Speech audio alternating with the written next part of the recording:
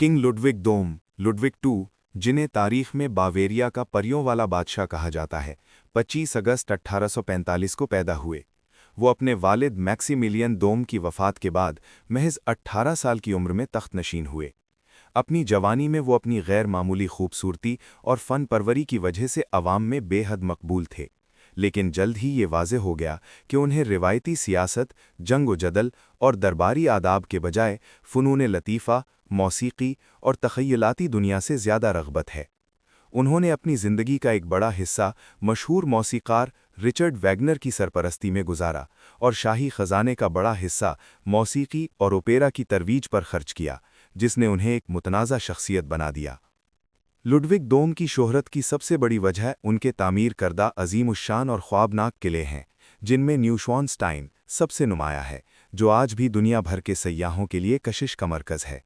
ये किले उनकी तन्हाई पसंदी और हकीकत से फ़रार की ख्वाहिश का मज़हर थे, जहाँ वो दुनियावी मसाइल से दूर अपनी एक ख़याली जन्नत में रहना चाहते थे।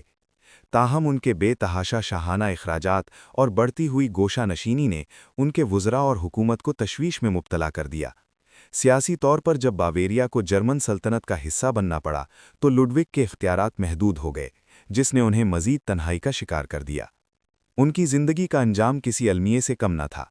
1886 में उनकी हुकूमत ने एक तिब्बी रिपोर्ट की बुनियाद पर उन्हें ज़हनी तौर पर नाअहल करार देकर तख्त से हटा दिया और उन्हें हिरासत में ले लिया गया।